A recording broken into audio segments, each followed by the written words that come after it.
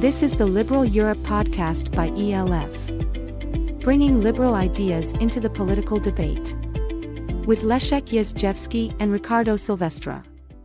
Hello, this is Leszek Jazdzewski. Welcome to Liberal Europe. Today we are going to talk about European competitiveness, but also security and war in Iran. And I have a perfect guest for this range of issues. Jacob Funk Kirkegaard is a senior fellow at Bruegel who specializes in international economics, defense industrial policy, demographics, immigration, labor markets, and foreign direct investments, among others. Jacob, welcome very warmly to Liberal Europe. Pleasure. Glad to be here. So, you also speak at the Wall Street European Conversation organized by Political Insight and ECFR, just actually happening tomorrow.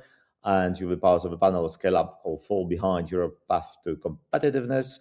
But before we talk about it, I wanted to ask you, to what extent do you think that war in Iran really impacts Europeans, and how we should adapt, and what conclusions at this stage we can draw from this conflict? Well, I think it very clearly, very directly impacts the European economy through the price of oil and gas. So what we have already seen, therefore, is that Europe, as a major oil and gas importer, still remains one, vulnerable, and two, from a sort of political and national security point of view, has no role, has no influence. Donald Trump didn't ask us when this war started. He obviously subsequently have asked European countries to come and help them or help reopen the Strait of Hormuz. But fundamentally, Europe faces the consequences of this war, but have no influence over it. That's a political problem. But of course, there's a both a near-term and longer-term economic challenge as well. The near-term economic challenges we heard yesterday from the ECB, who said that, maybe at the next meeting at the end of April, if the war is not over, I think the base case should now be that if that's the case, then the ECB will start raising interest rates again, with all the potential negative implications that might have for European growth. Again, politically, we just went through, following especially the Russian invasion of Ukraine, a very dramatic energy price shock, which means politically the issue of cost of living is a very large one.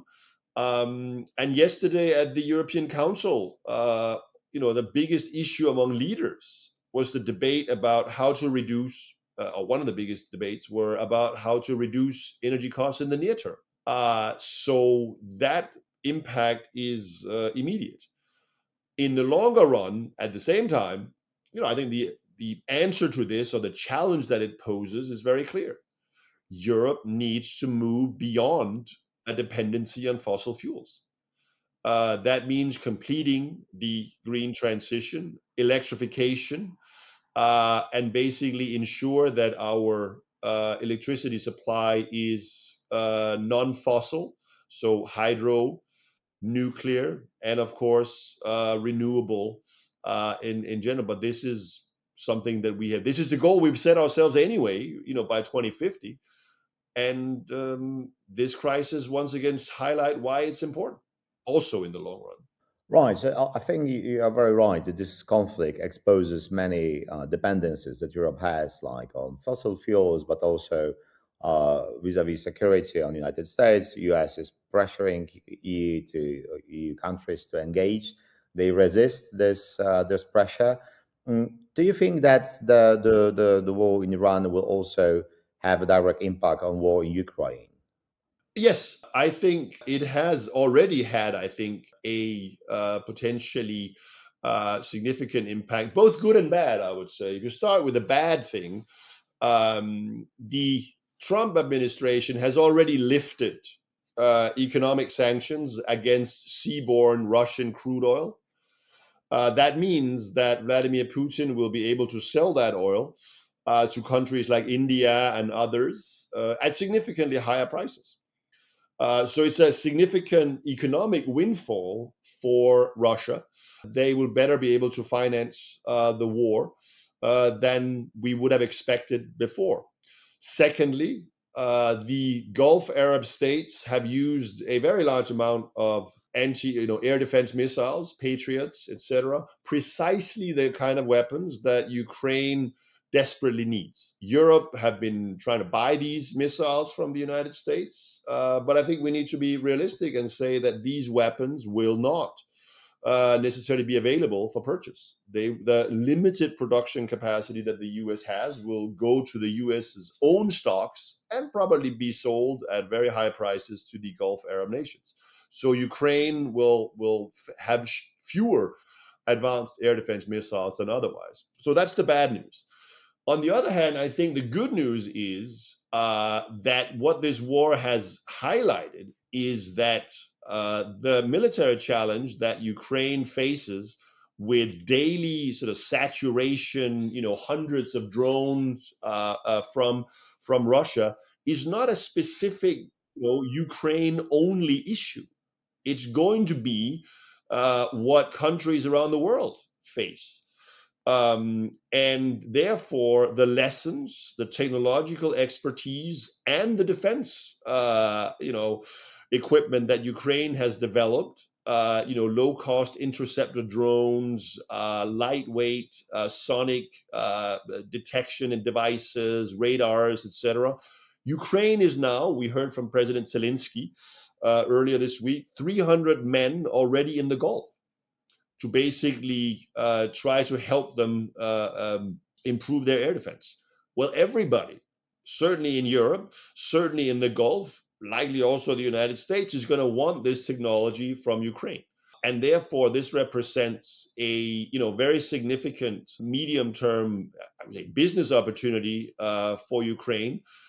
But I guess also in a political sense, it really highlights the challenges that Ukraine is facing are not just for Ukraine. It's something that all of the world face. Right. So there is this conversation that perhaps Ukraine can support Gulf countries with the technology and expertise.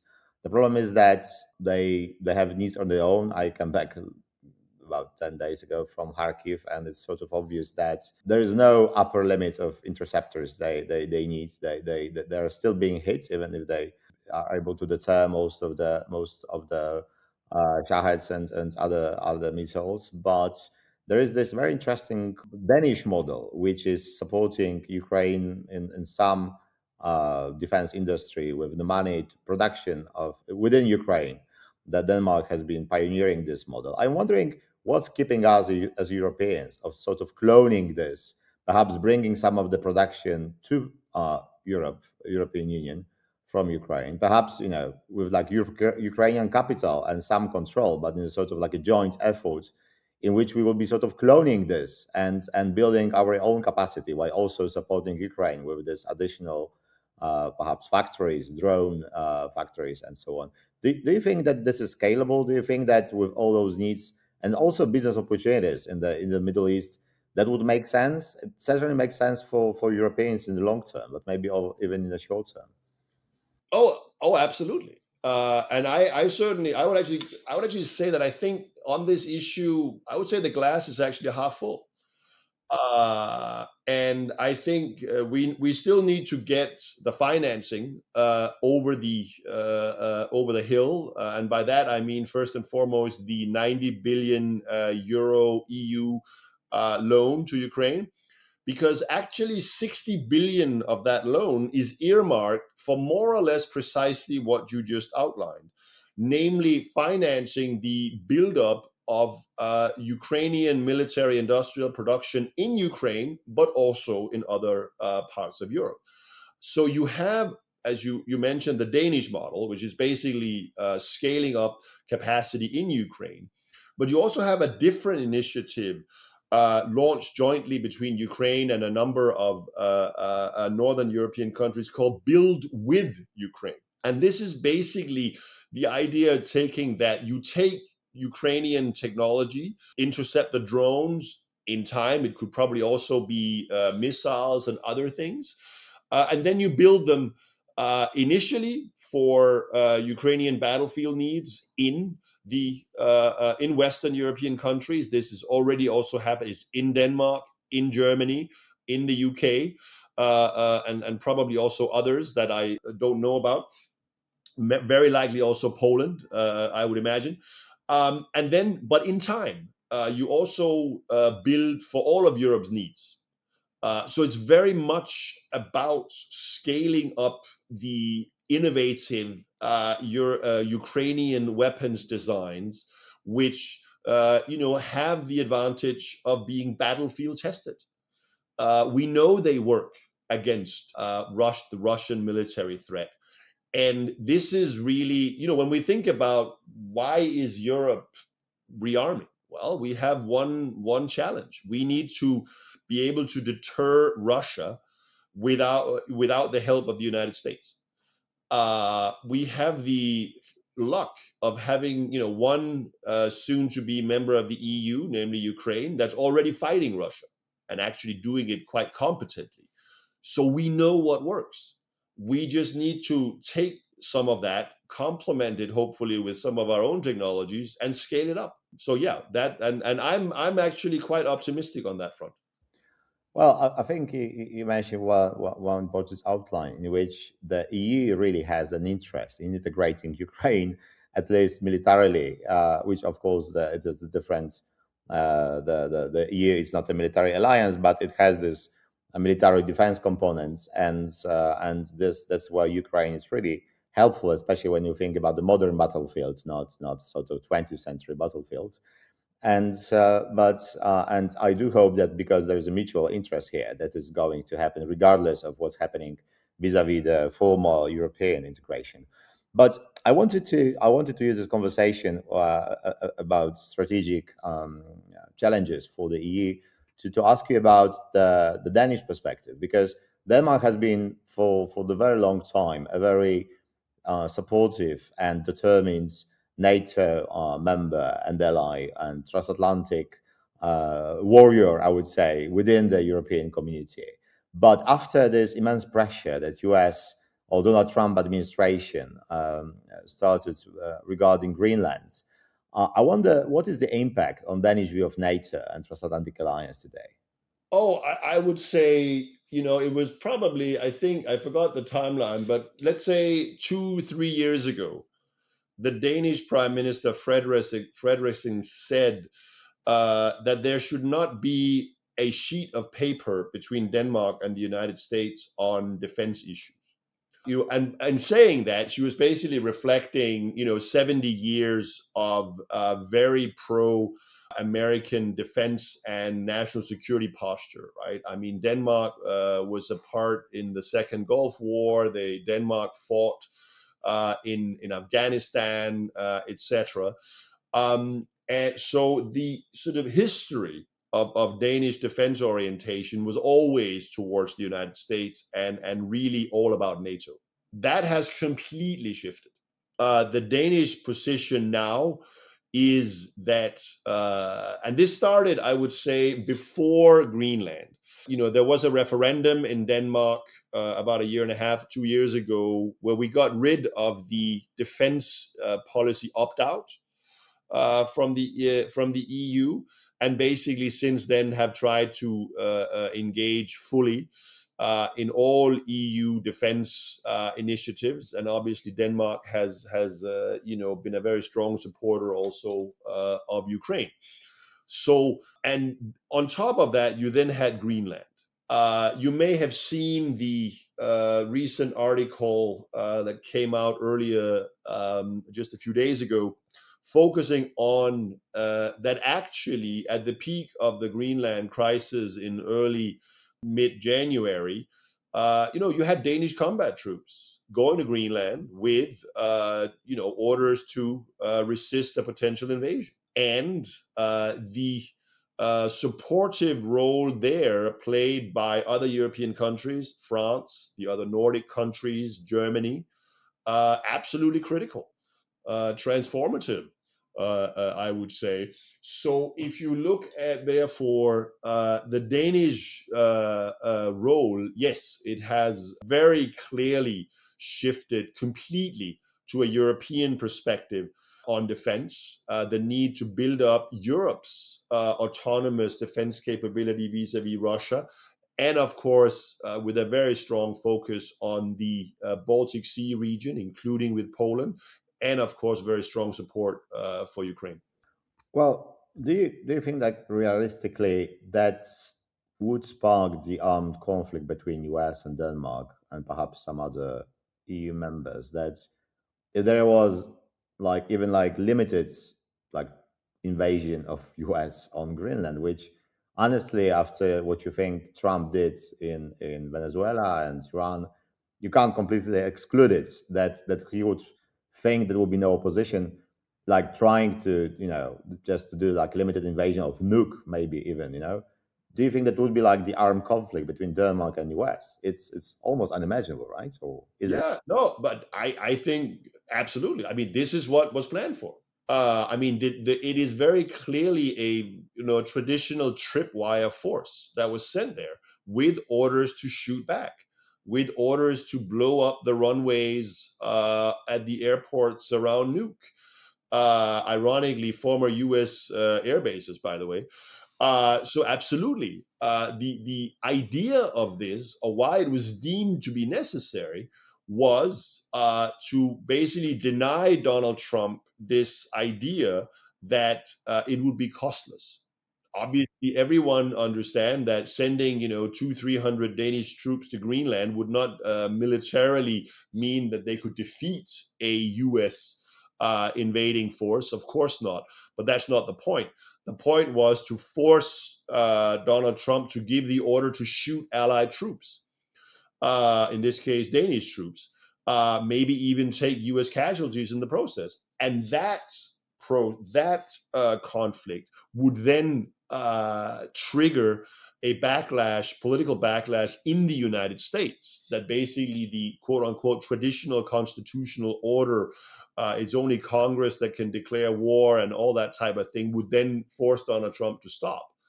But yeah, I mean, the Danes were serious about this. And had it happened, yes, it would have been an armed conflict, a short one for sure, but nonetheless, absolutely. Well, it's sort of like when we talk about transatlantic alliance and simultaneously we're talking about deterring the ally. It's a sort of contradiction. So do you still think that European countries, including Denmark, can consider US as an ally at all? Because we sort of still pretend that NATO exists, even if Trump says that NATO is sort of like a separate thing, right? NATO can buy our weapons, NATO has to rearm, almost like forgetting that he's the founding member and the driving force behind NATO. Do you think that we are still living in this sort of transatlantic illusion, or do you think it's sort of Donald Trump administration, crazy guys, is going to pass, is going to be back to normal again? I mean, I think we are to some extent living in a transatlantic illusion. But at the same time, I would say no matter what happens, the fundamental role and function and design of NATO is going to change. Because until now, NATO has basically been a US security guarantee to the rest of the member states against first the Soviet Union and now Russia. Well, that's over. Europe will very clearly, I believe, through coalitions of the willing, etc., with Ukraine, be able to deter Russia militarily also without the United States. So in that sense, NATO will be different. The big question will become whether or not NATO, which has a very important interoperability component, which still, even if the US is not, a traditional treaty ally that guarantees our security, the US very, very likely will have, will see the strategic advantage in being quite interoperable with the European defense forces. So I don't think, therefore, that just because NATO loses its Article 5, raison d'être or logic, that NATO in among itself becomes completely irrelevant. It just takes up a different and yes, somewhat less important role, because the critical component of deterring Russia, quote unquote, Europe can and Europe will have to do on its own because we cannot rely on the United States. And it doesn't matter whether it's Trump or future presidents, we cannot rely on the United States for that critical role. Absolutely not. One aspect, perhaps the most important aspect, is that the sort of the last resort is this nuclear guarantee, especially when there is a potential conflict with another nuclear armed superpower like Russia. And you wrote an interesting piece for Bruegel. I think it could be considered controversial by some, that Nordics, the rich countries, democratic countries with a very transparent rules and democratic system, are able and should be willing to acquire at some point the nuclear weapons and start developing them.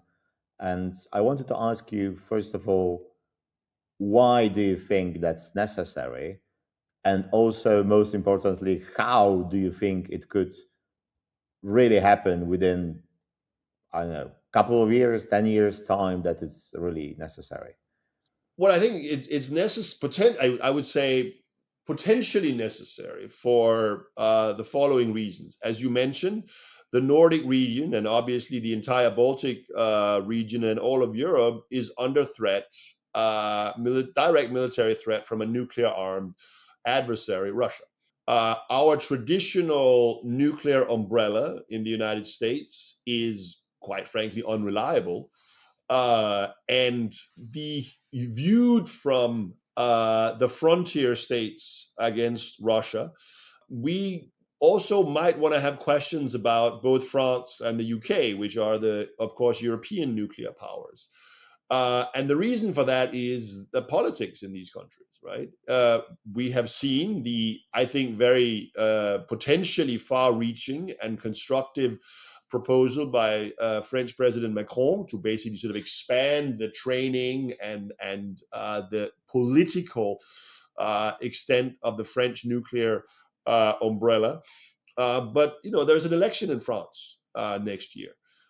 And Marine Le Pen, who may or may not run, but certainly her party is favored to win. She said that, look, the French nuclear umbrella is for France only. Meanwhile, in the UK, first of all, the UK nuclear deterrent is dependent on the US technology for missiles and others. But more importantly, the current leader in the polls in the UK are Nigel Farage, a man whose party has previously been very closely linked to Russian intelligence. So the question is, can frontier states with borders to Russia and Belarus, can we rely on that? And my argument is, I think you could have a situation where you could not. And then I basically argued that the countries technologically, financially, the Nordic countries could do it. But it would take, 5-10 years maybe. But from a political point of view, who do you want to undermine the non-proliferation doctrine? My argument was that stable democratic states like in the Nordic region would more credibly be able to say this weapon is purely defensive, as opposed to when Pakistan and other countries that have previously breached nuclear proliferation, they can probably say that with less credibility. So that's the argument. Right. I think that if if it were to transform the real policy, that will be a very high cost imposed by the other parts of this agreement. Well, even providing that EU countries would, in principle, agree and not punish Nordics, I suppose that other nuclear powers would be very much against, and obviously that would set a precedent for the other countries, which might be less. More belligerent and more dangerous for the international world order, and obviously that's I think will be arguments that would be used by everyone who would try to keep those weapons away from Nordics or the other potential countries that would be willing to go this path. But I understand that your argument is that if there is a will, there is nothing that can stop the Nordics, in particular, the rich countries, from actually achieving their goal, right? They don't need the collaboration of US or France to develop their own nuclear program. No. And I mean, yes, you can use trade sanctions, but trade sanctions against countries with the economies of the Nordics. Again, I'm not sure that but I agree with you that obviously others would oppose this quite naturally. But it's ultimately a decision, and I also agree, by the way, that this would potentially significantly undermine the international norm against nuclear proliferation. So, from a sort of global policy perspective, I would not advocate this. But it's ultimately a decision from the Nordics that may conclude that it's about self-insurance, that they don't have a choice. Being neighbors of Russia, nuclear power, and they have to think in those terms. And as you well know, senior Polish politicians have said many of the same things, because Poland obviously is arguably in exactly the same situation. It is a border state to Belarus, and faces the same dilemma. Yeah. I think there's debates which is now mostly expert debates. It's not well, officially at least politically supported. I think this debate could be very different once there is a serious question posed regarding NATO guarantees. If they're officially renounced, or there will be any sort of doubt because of, for example, Russian activity and no US response. And then I think that debate could really spark into being a real policy question, not just theoretical speculation. Uh, okay, lastly, because I really want to touch upon the issue that you are speaking in Warsaw. Do you think that in this dangerous world where everyone is thinking about rearming and obviously producing weapons, the multiplier of investing in defense is, perhaps not the best with in comparison to other, tech industry? Or do you think that could be a leverage, this defense industry spending? Do you think that could be the leverage for EU to be relevant internationally, but also develop their own economy? Do you think it's rather a cost because you can't put everything into being that productive, and that there is a real cost, and perhaps economies would suffer, and you need to higher taxes and some other sort of being on the war footing, because we are really not at the moment? So do you think that should be a real internal transformation of economy to be more prepared to those challenges? Or do you think we can sort of go as normal because we are rich, and in the end perhaps just transform some other aspects, like Mario Draghi suggested, more integration and maybe more investments? What do you think there is a path for EU to prosperity in the future? Well, I mean, I think there's no doubt that rearmament is a cost. I mean, that's very clear. That cost comes in many forms. It comes obviously in the necessity of governments to spend on weapons, on garrisons, on training. It also comes in a number of countries. We've seen it in all the Nordic countries, Germany, that have reintroduced conscription, very clearly a different use of labor reserves or the labor force than previously. So the costs are very real. And it's a political decision that this is an insurance policy against a dangerous world, very clearly. But I do think Europe does have potentially significant, also economic opportunities here, because we do have I don't know, dumb luck is the right word, but we do have that we are rearming in the midst of a military revolution, pioneered, of course, by Ukraine, to some extent also, of course, Russia, with the drone revolution. So, and you are starting to see in Europe a number of upstart drone companies. I saw the other day that there are now 5 unicorn companies related to the European defense.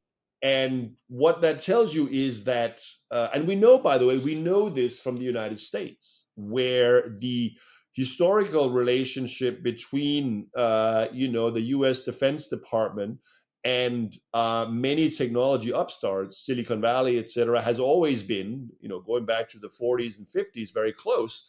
And very clearly, you could say you used to traditionally say, well, the only industrial policy the United States has was the defense industry, funded by Pentagon grants towards also upstart companies. I think if you look at some of the things that Ukraine have pioneered, the Brave One platform, for instance, very clearly trying to use, out of necessity, of course, but using the defense budget, defense needs to seed fund and generate a very productive, innovative defense sector. I don't see why the rest of Europe could not also, do a lot of these types of things. And again, I think the good news is it is starting to happen. We are starting to see European defense-related startups. So this is a sector where we could get, I wouldn't say pioneering is not the right word, but it could play an important role in starting the entrepreneurial economy, which is, of course, an area where Europe has traditionally lagged the United States. We have far too few upstart companies. We have far too few companies that grow very fast. Well, with large increases in defense expenditures and a clear threat from Russia, maybe defense is one such sector. So I think, therefore, that we should not dismiss and say that the defense rearmament is only about costs. It's not. There is actually also potentially significant economic benefits for all of Europe. Well, perhaps that's one of the solutions is to think about common defense markets, and that would be a revolution, really, if it's going to happen at some point. Well, Jacob, I think it's a good place to end, and to think that defense is also the way to invest in European economy. Thank you so much, and see you in Warsaw. My pleasure. Thanks for having me. That's all for today from Liberal Europe, and me, Leszek Jazdzewski. Please tune in for Ricardo Silvestre next week. Until 2 weeks, goodbye. You were listening to the Liberal Europe podcast by the European Liberal Forum. This podcast was co-financed by the European Parliament.